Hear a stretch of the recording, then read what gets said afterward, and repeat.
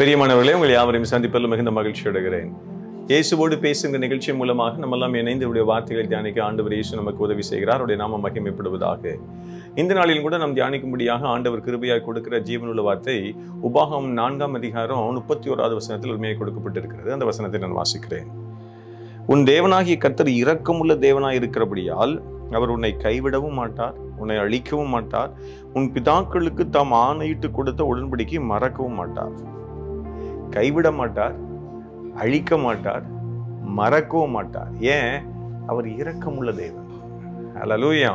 நீங்கள் நானும் ஆராதனை செய்கிற ஆண்டவர் இயேசு இரக்கமுள்ளவராகவே இருக்கிறார். ஆகவே தான் இந்த வசனம் ரொம்ப அருமையாக காண்பித்து கொடுக்கிறது.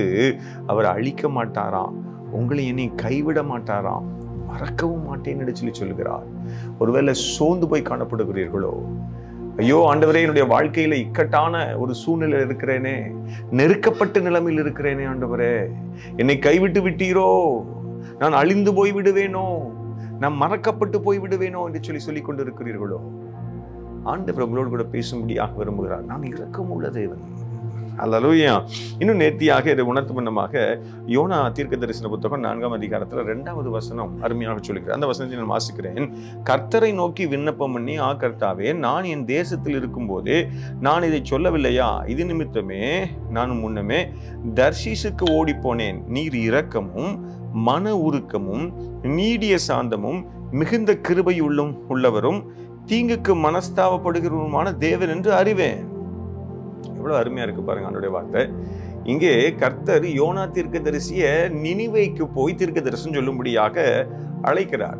நினிவேயில் உள்ள மக்கள் தேவனை அறிந்த மக்களுக்கு விரோதமாக செயல்பட்ட மக்கள். ஆகவே யோனா தீர்க்கதரிசி அவர்களுக்கு போய் மெய் தெய்வத்தை காண்பித்துக் கொடுத்து மனம் திரும்புதலை பேசுவதற்கு மனதில்லாதவனாக இருக்கிறான். காரணம் என்ன தெரியுமா? அன்பின் ஆண்டவராகிய கர்த்தர் இரக்கமுள்ளவர். அவர் அழிக்காதபடிக்கு, மறக்காதபடிக்கு, உங்களை கைவிடாதபடிக்கு நமக்கு உதவி செய்கிறவர் என்பதை அவன் அறிந்திருந்தான். யோனா தீர்க்கதரிசி அறிந்திருந்தார்.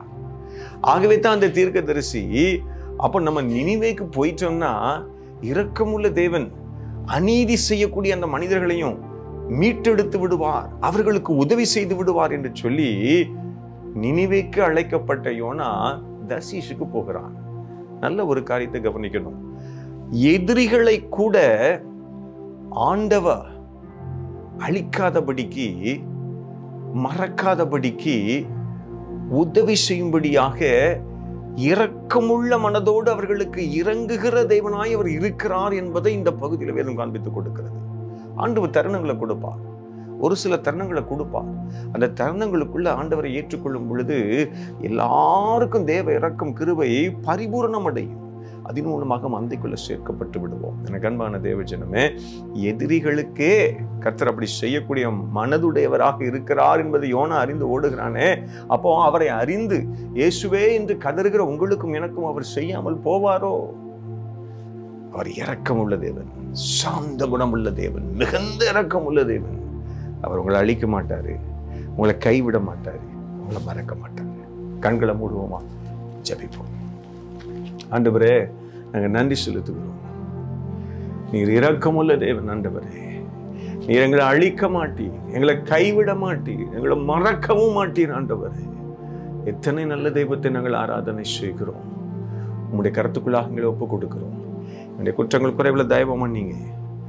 ஆண்டவரே, இணைந்திருக்கிற நாங்கள் யாவரும் உங்களை போல எங்களை பரிசுத்தமாய் பாதுகாத்து கொண்டு நீங்க வைத்திருக்கிற மேலான நன்மைகளையும் ஆசீர்வாதங்களையும் சொந்தமாக்கி கொள்ள கர்த்தர் எங்களுக்கு உதவி செய்யுங்க.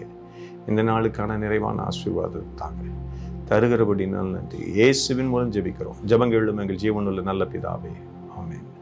Thank you. God bless you all.